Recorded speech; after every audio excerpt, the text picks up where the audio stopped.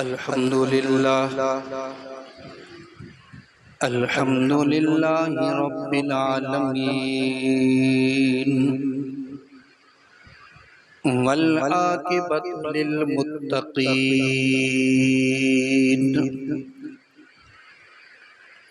वस्सलातु वस्सलामु अला सय्यिदिल अंबिया वल मुरसलीन व अला आलिहि व अस्हाबिहि अजमाइन।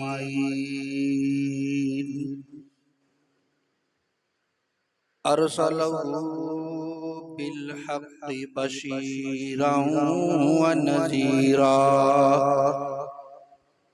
व दाइयन इलल्लाहि बिइज़्निही व सिराजम मुनीरा।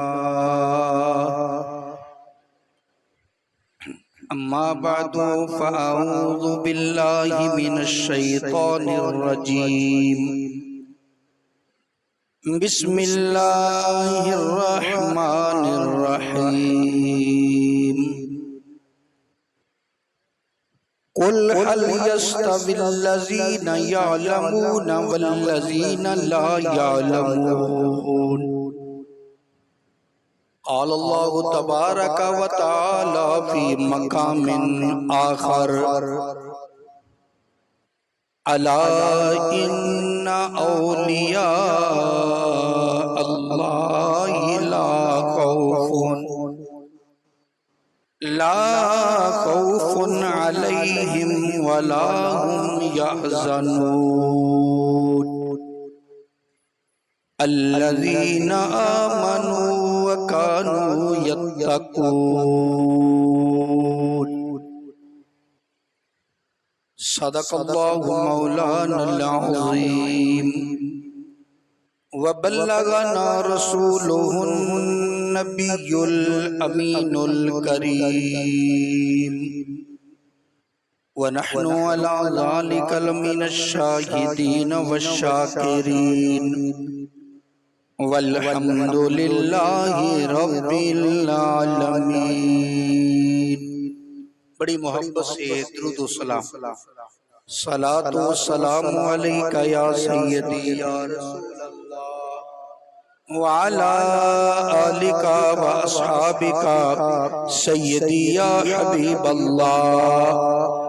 सलातो व सलाम अलैका या शफीअल मुज़निबीन व अला आलिका व अस्हाबिका या जद्दल हसन वल हुसैन।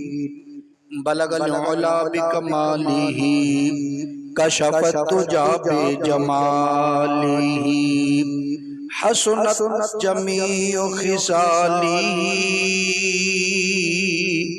सल्लू अलैहि व आलिही। या साहिबल जमाल व या सय्यदल बशर मिन वजहिकल मुनीर लक़द नुव्विरल कमर ला युमकिनु सनाउ कमा कान हक़्क़ुहु बादज़ खुदा बुज़ुर्ग तुई किस्सा मुख्तसर। ग्रामीय कदर मुअज़्ज़ज़ सामीन और हाज़िर हज़रात, जैसा कि पिछले जुमातुल मुबारक में मैंने मज़मून शुरू किया था, आज उसका अगला हिस्सा अर्ज़ कर रहा हूँ। इसमें थोड़ा सा इजाफा भी है। अल्लाह करीम ने इरशाद फरमाया, कुल प्यारे महबूब फरमा दीजिए कह दीजिए हल यस्तविल्लज़ीना यालमून वल्लज़ीना ला यालमून, क्या आलिम और गैर आलिम बराबर हो सकते हैं? अब अल्लाह फरमाता, आप फरमाएं क्या आलिम और गैर आलिम बराबर हो सकते हैं? नहीं हो सकते। जिस तरह दिन और रात अलग अलग है, शाम और सुबह अलग अलग है,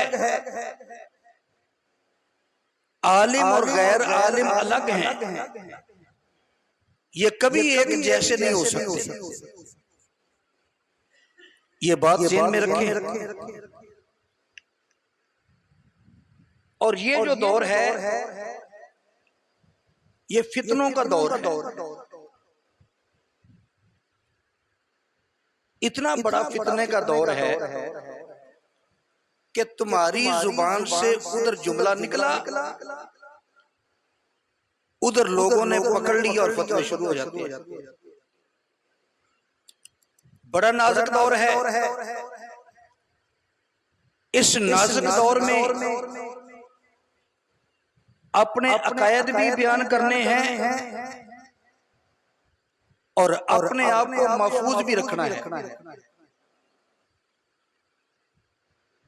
अभी सोशल मीडिया पर एक मसला चला, कहां से शुरू हुआ कहां तक पहुंचा। ये सोशल मीडिया का अगर फायदा हुआ तो नुकसान 4 गुना ज्यादा है, बल्कि 10 गुना ज्यादा है। उसका नुकसान ये है कि एक आदमी बात करता है, उसकी बात आधी काट कर वो लगा दी जाती है और सुनने वाले वो उतनी सुनते हैं जितनी पहुंची। अब उसी पर तबसरे, उसी पर फ्लैक्सें, उसी पर पोस्टें आनी शुरू हो जाती है। ये बहुत बड़ी बदबयानती है। पिछले दिनों में एक मसला चला कि गैर आलिम सैयद और एक आलिम, इनमें मर्तबा किसका ऊंचा है? तो किसी आलिम दीन ने जवाब दिया कि गैर आलिम सैयद से आलिम दीन अफजल है। और ये बात उसने गलत नहीं की। फिका की किताबों में जहां इमामत की बहस है, पढ़ के देखो क्या है वहां। लेकिन इस मसले में लोगों ने बड़ा ले दे किया, ओ जी सादात की तौहीन कर दी। अब कहने वाला कौन है? जो सैयदों का खादिम है। सैयद जो है, सैयद होने की वजह से वो काबिल तज़ीम हर हाल में है। ये बात ज़हन में रखें। सैयद अनपढ़ भी हो वो हमारे लिए काबिल तज़ीम है। क्या ही अच्छा हो वो आलिम भी हो, क्या ही अच्छा हो वो आलिम भी हो। मैं यहां मिसाल देता हूं कि यहां एक सैयद साहब आता है, लेकिन वो आलिम नहीं। हम उनकी तज़ीम तो करेंगे लेकिन मुसल्ले पे तो खड़ा नहीं करेंगे कि नमाज पढ़ाओ। उनको मिंबर पे तो नहीं बिठाएंगे कि तुम तकरीर करो, क्योंकि वो बेचारे आलिम नहीं, उनको पढ़ने का मौका नहीं मिल सका। लेकिन बहसीयत सैयद वो हमारे सरों का ताज है। देखिए, मसले को उलझाने की बजाय सुलझाना चाहिए। तज़ीम आलिम सैयद की भी है, गैर आलिम की भी है, लेकिन जब मुकाबला होगा इल्म का तो इल्म बढ़ जाता।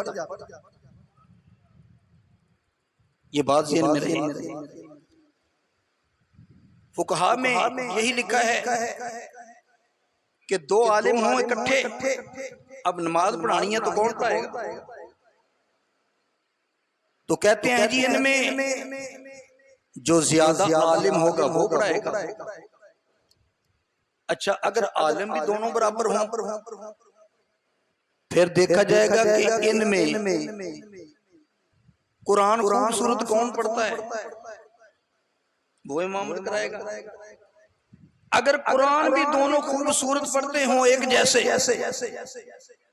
फिर देखेंगे उम्र किसकी ज्यादा है। तो इस तरह फुकहा ने मुकाबला किया, डायरेक्ट नहीं किया कि एक गैर आलिम है एक सैयद नहीं। ये मुकाबला फुकहा ने नहीं करना। ये प्रॉब्लम बनी क्यों? ये इसलिए बनी, अल्लाह ने तो पहले फरमा दिया कुल हल यस्तविल्लज़ीना यालमूना बिल्लज़ीना ला यालमून। क्या आलिम और गैर आलिम बराबर हो सकते हैं? ये मसला था उलमा का, जुहला के हाथ में आ गया। जुहला ने इसका क्या का क्या बना दिया, हालांकि कोई ऐसी बात नहीं है। हाँ, आलिम भी हो सैयद भी हो, वो तो काम डबल हो गया ना। लेकिन कई सैयद हमें मिलते हैं वो आलिम नहीं है, हम उनकी भी तज़ीम करते हैं। क्यों? कि मेरे नबी का खानदान, बहसीयत नबी पाक का खानदान, हम उनकी तज़ीम करते हैं, उनके हाथ चूमते हैं। और सैयद की तज़ीम ये हमारे खमीर में शामिल है। ये बात याद रखो। जो इल्मी बहस है वो अलग है। तो आइए अगली बात करते हैं। जितने वली गुजरे हैं इनमें गैर आलिम कोई नहीं, सारे वली आलिम गुजरे। अक्सर तो वो हैं जिन्होंने डायरेक्ट दीनी मदारस से पढ़ा। कोई शाज़ो नादर ऐसे भी होंगे जिन्होंने किसी की नजर से पढ़ लिया, लेकिन गैर आलिम नहीं है। हजरत सुल्तान बहु फरमाते इल्मो बाज करें फकीरी काफर मरे दीवाना हो। वली बनने के लिए आलिम होना जरूरी है। आइए मैं तुम्हें नबी अलैहिस्सलाम की एक हदीस अर्ज करना चाहता हूँ। मैंने आप हजरात को दाता साहब की करामतें भी कई मरतबा सुना दी। 25 साल हो गए मुझे यहाँ। ख्वाजा मोइनुद्दीन चिश्ती अजमेरी रहमतुल्लाह अलैह की करामतें भी सुनाई, शहनशाह गोलड़ा की करामतें भी सुनाई, ताजदारे बरेली की करामतें भी और इल्मियत भी सुनाई। आज जो मैं गुफ्तगू कर रहा हूं वो जर्नल गुफ्तगू कर रहा हूं, खालिस इल्मी बातें हैं और वो गुफ्तगू कर रहा हूं जिसकी जरूरत है। अब लोग जाते हैं मजार किसी अल्लाह वाले के मजार पे जाते हैं, जाके सजदा कर देते हैं। अब जिसने सजदा किया देखने वाले बदयानती करते हैं, कहते हैं ये इनका मसलक है, ये अकीदा है। अकीदा और मसलक अनपढ़ों और जाहिलों से नहीं देखा जाता, उलमा से देखा जाता है। हमारे उलमा उनमें मशहूर बुजुर्ग जिनकी वजह से बरेलवी कहना हम फख्र समझते हैं, ताजदार बरेली अला हजरत रहमतुल्लाह तआला अलैह ने पूरा रिसाला लिखा है कि तज़ीमी सजदा हराम है। हुर्मत तज़ीमी सजदा पर पूरा रिसाला अलग भी है, फतवा रिज़विया में भी है। अब हमारे उलमा का फतवा क्या है कि सजदा जायज है, अल्लाह के बगैर किसी और को सजदा जायज है। मेरे नबी का फतवा भी यही। नबी पाक अलैहिस्सलाम से सहाबा ने अर्ज की, आका आपको तो ऊंट भी सजदे करते हैं। अबू दाऊद शरीफ की हदीस है, आका आपको तो ऊंट भी सजदे करते हैं, हमें इजाजत है हम आपको सजदा करें। आका अलैहिस्सलाम ने फरमाया, मेरी शरीयत में अगर अल्लाह के बगैर किसी को सजदा जायज होता तो मैं औरत को हुक्म देता खामद को सजदा करे। जब मैं औरत को इजाजत नहीं देता, मैं तुम्हें कैसे देता? अब मसला क्या है? कब्र को या कब्र वाले को या जिंदा को सजदा करना हराम। अब ये उलमा का मसला है। अब अगर कोई जाहिल इल्म ना होने की वजह से ये गलती कर ले तो उसका जाती फेल है, ये हमारा मसलक नहीं है।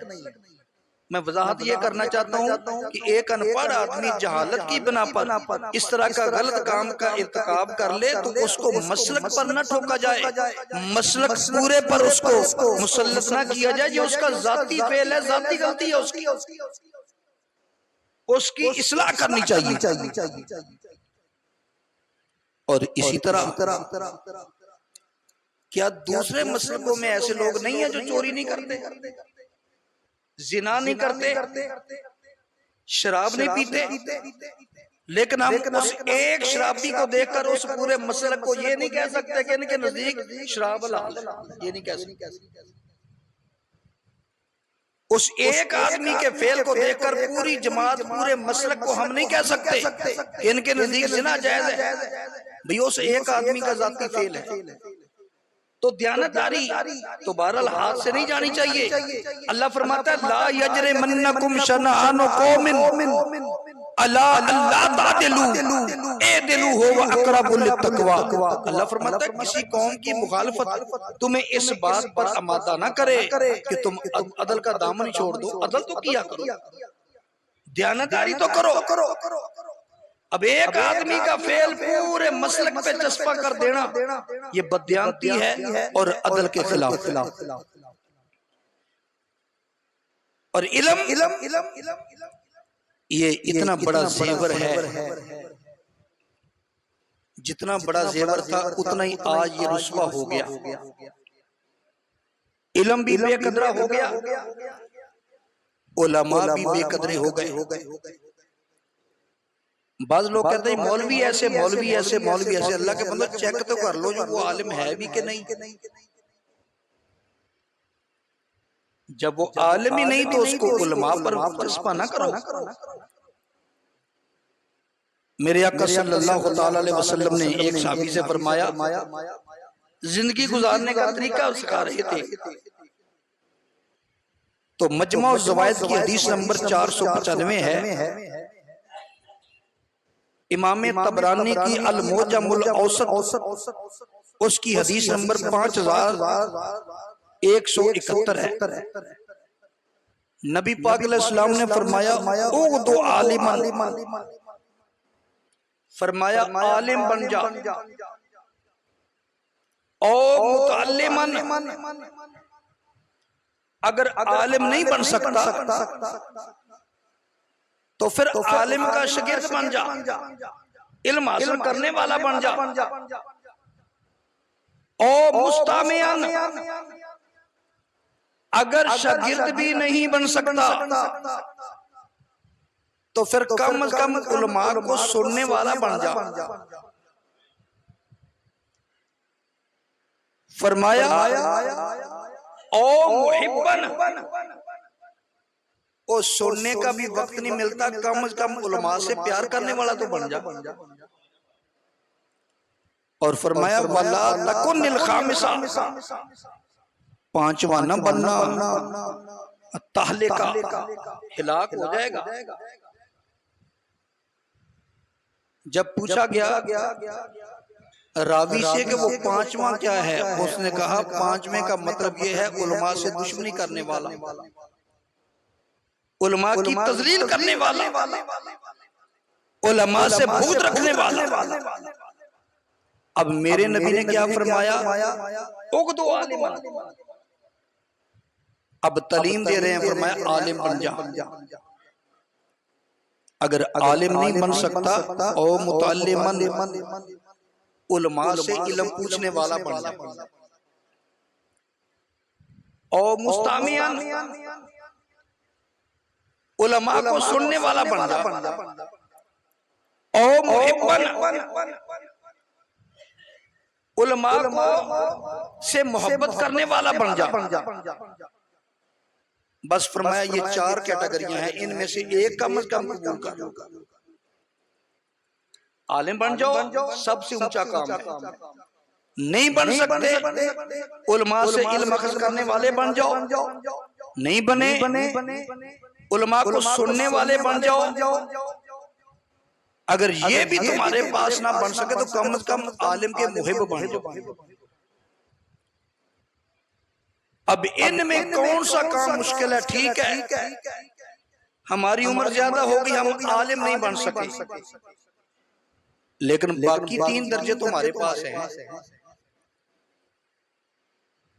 हम मुतल्लिम बन सकते हैं, उलमा से मसले पूछने वाला बन जाता है। लोग पूछते हैं मसले, इल्म सीखते हैं।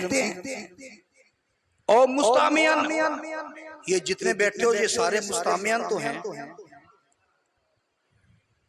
तुम सुन नहीं रहे तकरीब, इल्मी गुफ्तगू सुन रहे हो, ये मुस्तामियान। और मुहिब्बन, और कितने खुशकिस्मत हैं जो उलमा से मोहब्बत करने वाले भी हैं। तो मेरे नबी ने ये 5 दर्जे बताए। अब देखिए, ये हैं उलमा। अब आलिम बनने का फायदा क्या है?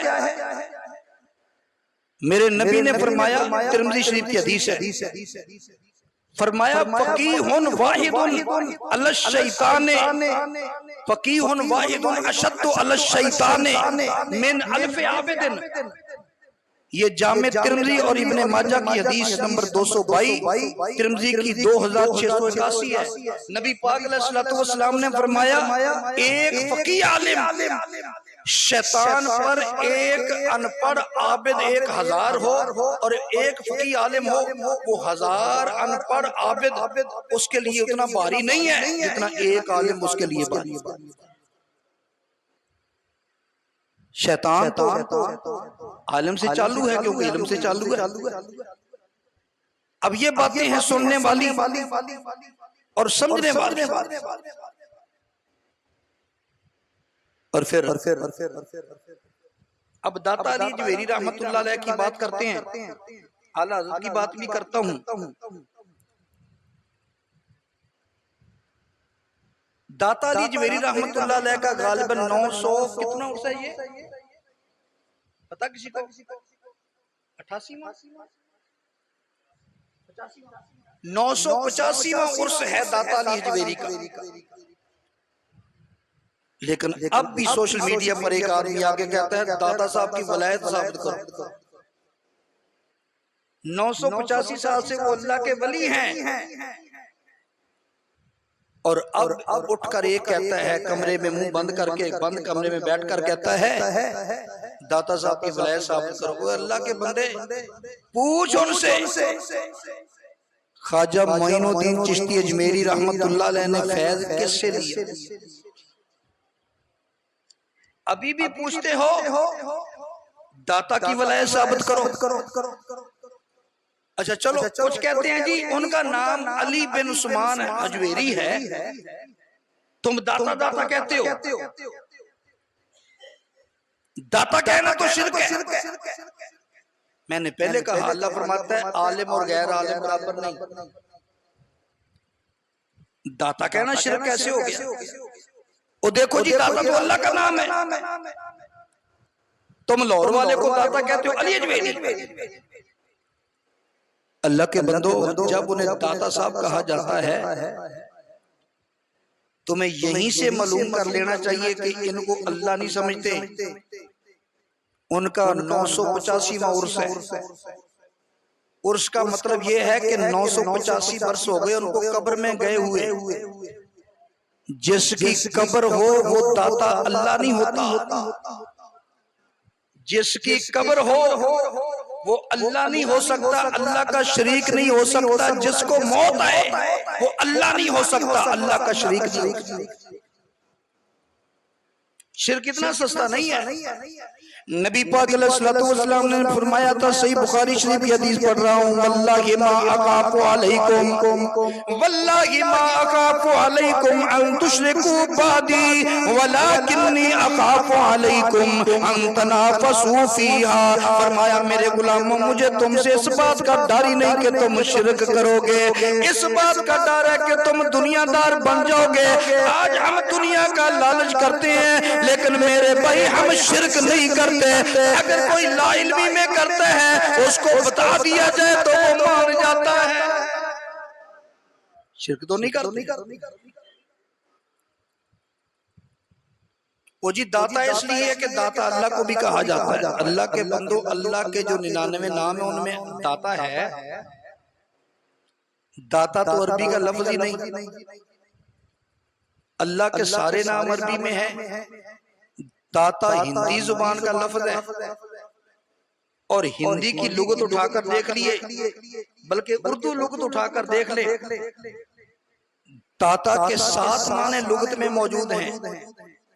दाता का माना है सखी, दाता का माना है देने वाला, दाता का माना है फयाज, दाता का माना है खुदा, दाता का माना है फकीर, दरवेश, साईं।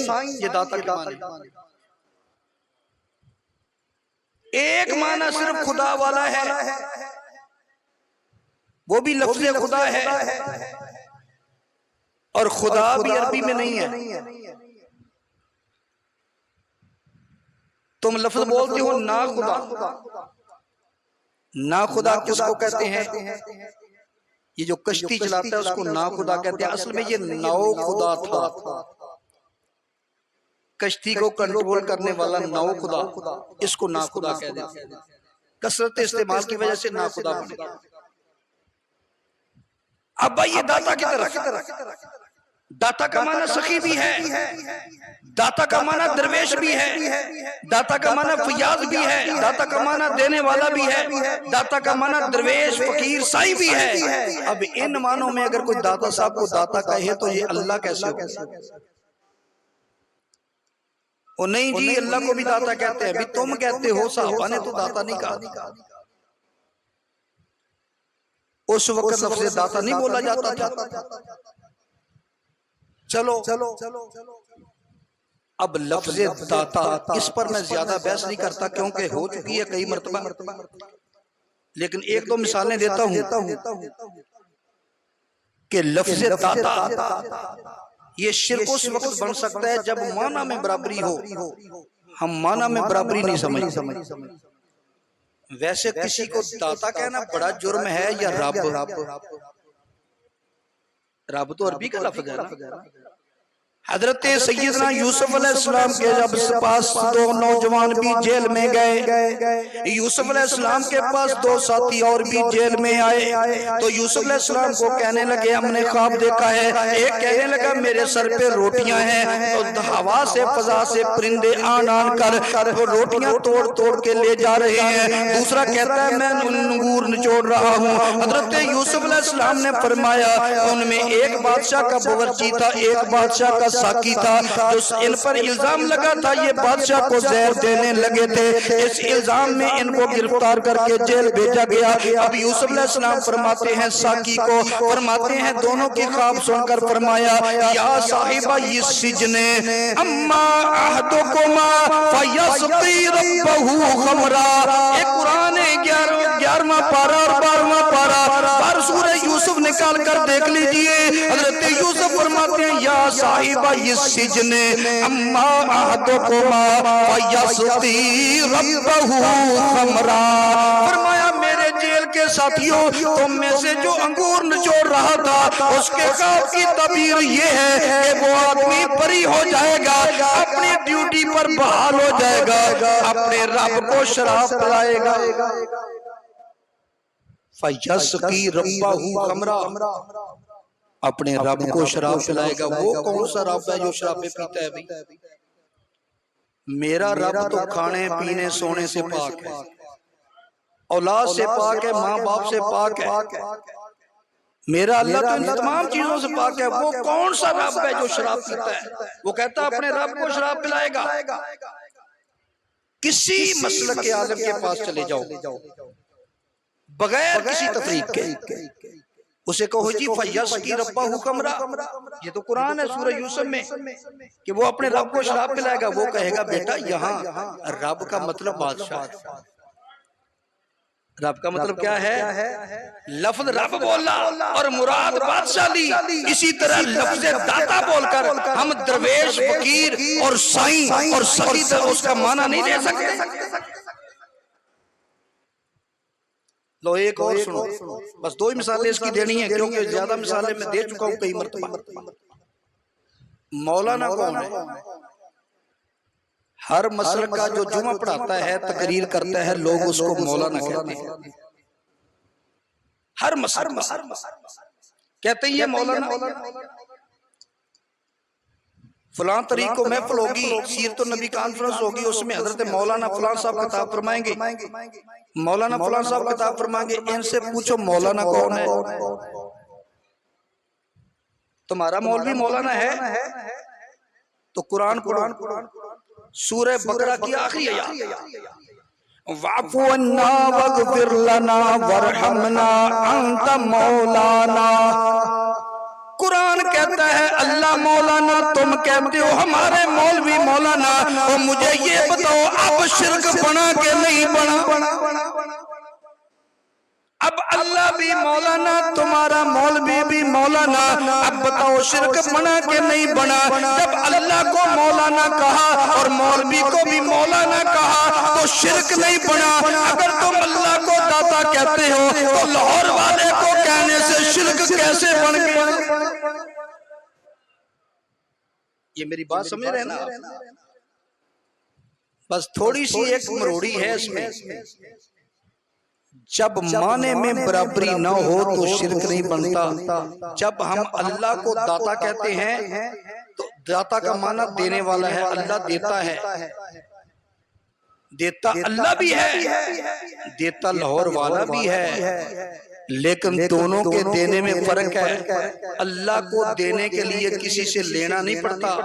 लाहौर वाला अल्लाह से मांगता है, बंदों को देता। अल्लाह से लेता है, बंदों को देता है। इस माना में दाता है। और इसी तरह मौलाना, एक मौलाना जो तुम्हें जुमा पढ़ाता है, नमाज पढ़ाता है, वो भी मौलाना। और एक मौलाना मेरा अल्लाह है। इन दोनों में बड़ा फर्क है। वो ऐसा मौलाना है, उसको किसी ने मौलाना बनाया नहीं, वो खुद मौलाना है। और वो मौलाना बनने में किसी का मोहताज नहीं। और वो हमेशा से मौलाना है, हमेशा के लिए मौलाना है। और ये जो मौलाना है ये कितनों का मोहताज है मौलाना बनने के लिए? पहले साथी के पास पढ़ता रहा, मदरसे में पढ़ता रहा, फिर ये मौलाना बना। और हमेशा के लिए नहीं, किसी वक्त भी इसकी मौत का वक्त आ गया, ये मौलाना तो फारिग हो गया। इसको मौलाना अल्लाह ने बनाया और उसको मौलाना बनाने में वो किसी का मोहताज नहीं, वो खुद ही मौलाना है। इसलिए जब माने में बराबरी ना हो तो फिर शिरक नहीं बनता। इसी पर कियास कर ले लाजपाल को। लोग कहते हैं जी पीर सियाल लाजपाल क्यों कहते हो? तो लाजपाल को भी इसी पर कियास कर, इसी पर गौस को कियास कर दो। यही जवाब गौस का है, गौस कहने का। और जब तज़किरा आता है आला हजरत मौलाना शाह अहमद रजा खान फाजिल बरेलवी रहमतुल्लाह अलैह का,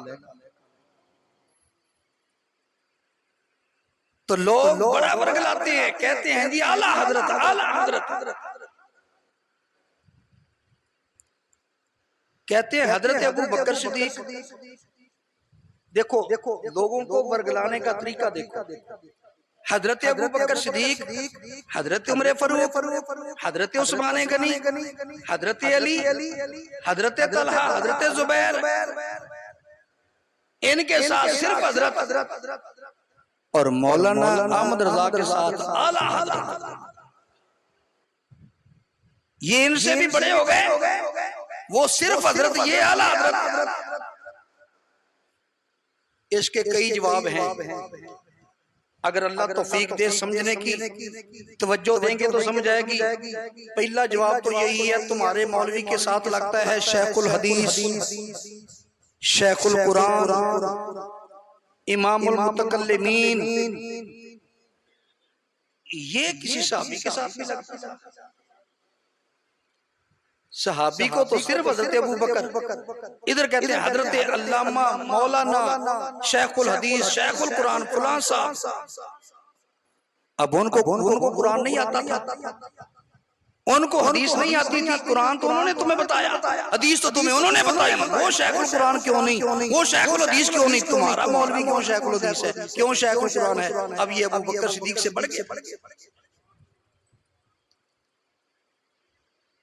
बड़ा आसान सा जवाब है, ये नहीं दे सकते, हम देंगे।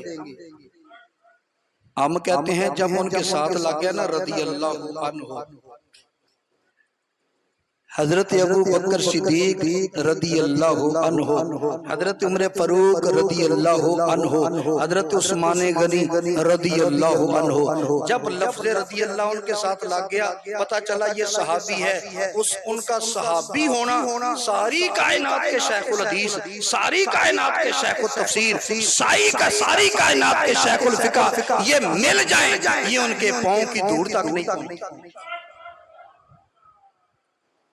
वो रदी अल्लाह सारे गौस कुतुब अब्दाल मिल जाएं, किसी एक सहाबी का मुकाबला नहीं कर सकते। नमाजें पढ़ते रहें, रोजे रखें, हज करें, ज़कात करें, जो मर्जी करें, लेकिन वो जो ईमान की आंख से चेहरा मुस्तफा को देखा, वो नेमत इनके पास नहीं है।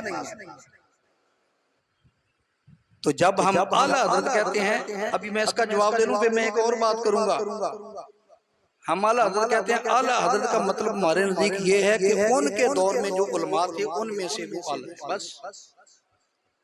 ये कितनी घटिया सोच है कि उनका मुकाबला सहाबा से करो। हम तो कहते हैं सहाबा के कदमों के नालैन को जो लगने वाली खाक है ना, दुनिया के बड़े बड़े उलमाओं से खाक तक नहीं पहुंची। जब हम ये कहते हैं तो फिर कहते हैं तुमने आला हज़रत कह दिया, तो अबू बकर सिद्दीक को सिर्फ हजरत उमर फारूक, ये एक धोखा है। हम कहते हैं जब आला हज़रत कहते हैं तो इसका मतलब ये नहीं कि सबसे आला हज़रत है, नहीं, वो अपने दौर में जो हजरत थे ना उलमा, उनमें आला है, बस हकीकी माना यही है। ये तो हमने जवाब दे दिया, जो अबुल आला कहते हैं उसका जवाब भी तो लेकर दो ना। हम तो आला हज़रत कहते हैं, ऐसे भी हैं जो मौलाना मौदूदी को अबुल आला कहते हैं, वो आला का भी बाप कहते हैं, उसका जवाब कौन देगा। तो मेरे भाई ये बातें समझने की, ये खालिस इल्मी बातें होती हैं। और आलिम का काम है मसले को सुलझाना, उलझाना नहीं। आज कई उलमा मसले को उलझाने की ड्यूटी दे रहे हैं, सुलझाने की ड्यूटी नहीं दे रहे। और फिर एक बात ये भी है, ओ जी तुम तो बरेलवी हो, हम मुसलमान हैं, तुम तो हनफी हो, हम मुसलमान हैं। अच्छा, एक आदमी तुम्हें कहे तुम पाकिस्तानी हो कि मुसलमान, गुलामाबादी हो कि मुसलमान, फैसलाबादी हो कि मुसलमान, तो फिर क्या जवाब?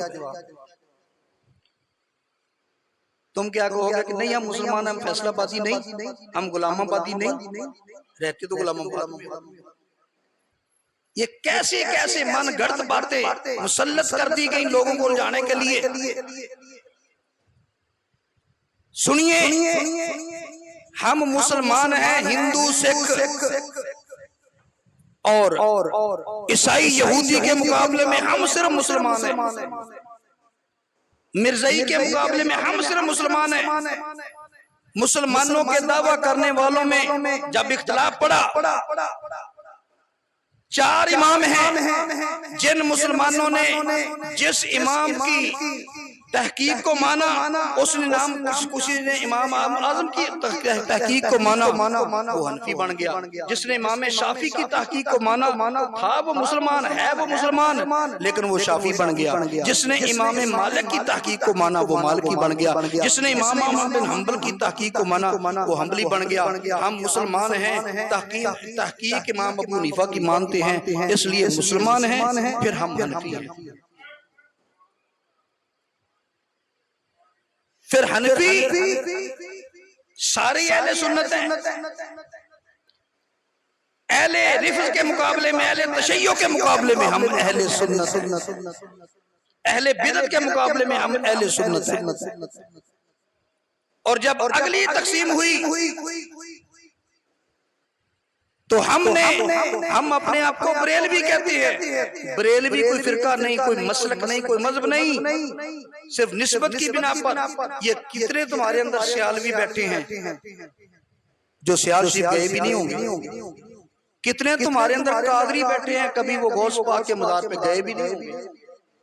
तुम्हारे अंदर कितने नक्शबंदी बैठे हैं जो कभी शेख अहमद सरहंदी के मज़ार पर गए भी नहीं, नक्शबंदी हैं। तो मेरे भाई, ये मसलक नहीं होता, ये निस्बत होती है। ये निस्बत और मसलक को अलग करना, ये आलम दीन का काम। हम कहते हैं जब बरेलवी है तो ये देवबंदियों के मुकाबले में, गैर मुकल्लिदीन के बारे में हम बरेलवी हैं। वैसे हम अहले सुन्नत मुसलमान। ये किसी भाई ने मुझे 3 सवाल भेजे थे, मुख्तसर करके जवाब देता हूँ। एक सवाल उसका ये था कि ये एक आदमी सजदे में एक मरतबा ही उसने तस्बीह पढ़ ली तो नमाज उसकी हो जाएगी। वैसे कम से कम 3 बार पढ़नी चाहिए, लेकिन एक बार भी पढ़ ली तो रकात उसकी हो जाएगी। दूसरा सवाल उसका ये था, क्या 70 कदम मैयत पीछे चल के आती है? ये मसला कोई सनद के साथ साबित नहीं है। तीसरा उसने पूछा था कि अंगूठे चूमना, ये तो मोहब्बत की बात है। ये नबी पाक सल्लल्लाहु अलैहि वसल्लम ने फरमाया, मन फाला मिस्ला मा फाला खलीली फकद हल्लत लहू शफाती। हज़रत बिलाल ने अज़ान पढ़ी, हज़रत अबू बकर सिद्दीक ने उस अज़ान को सुनते जब नबी पाक का नाम आया, अंगूठे चूमकर आंखों पे लगाए और पढ़ा कुर्रतु ऐनी बेका या रसूल अल्लाह सल्लल्लाहु अलैहि वसल्लम। जब ये रवायत पेश करते हैं, लोग कहते हैं ये तो ज़ईफ है। हम कहते हैं चलो ज़ईफ के मुकाबले में कोई ज़ईफ ही लाया होगा, अंगूठे नहीं चूमने चाहिए। और ज़ईफ के बारे में उसके हुक्म क्या है? जब तक उसके मुकाबले में सही हदीस ना आए उस पर अमल किया जा सकता है। और तीसरी बात मैं कहता हूँ, हदीस को भी एक तरफ छोड़ो, आप कुरान की बात कर रहे हैं। जो आदमी अंगूठे चूमता है, एक आदमी ने अंगूठे चूमे, करीब एक गैर मुस्लिम ईसाई खड़ा है, अजान में उसने अंगूठे चूमे, मेरे नबी का नाम सुनकर वो ईसाई क्या समझ रहा है, ये क्या कर रहा है? वो यही समझेगा ना कि ये अपने नबी के नाम की ताज़ीम कर रहा है, यही समझेगा ना, कुछ और तो नहीं समझेगा। अरे अल्लाह के बंदो, ये अल्लाह का हुक्म है, तुमिनु बिल्लाहि व रसूलिही व तुवज़्ज़िरूहु व तुवक्किरूहु। अल्लाह फरमाता है मोमिन का काम क्या है? ईमान लाना अल्लाह पर, रसूल पर, और उसकी मेरे मुस्तफा की ताज़ीम करना। फिर भी समझ ना आए, अंगूठे चूमने का एक फायदा और भी सुनते जाओ। ये कुरान है कि क़यामत के दिन हमारी जुबानों पे अल यौम नख्तिमु अला अफ़वाहिहिम, हमारे मुंह पे मोहरें लगा दी जाएंगी। हमारे मुंह नहीं बोलेंगे, हमारे हाथ बोलेंगे, पांव बोलेंगे, जिस्म के अज़ा बोलेंगे, या अल्लाह इसने मेरे साथ ये काम किया, इसने ये गुनाह भी किया था। हमारी जुबान तो खामोश है, जुबानें बंद हो जाएंगी। उस वक्त अज़ाब बोलेंगे, तो उस वक्त ये अंगूठे नहीं बोलेंगे या अल्लाह ये मेरे साथ तेरे नबी की ताज़ीम कर।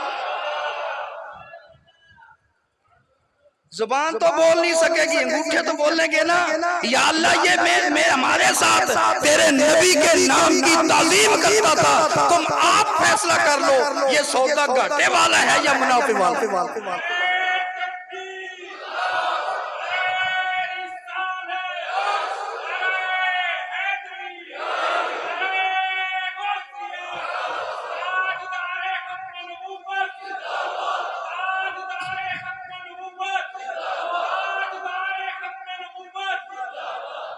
व आखिर दावाना।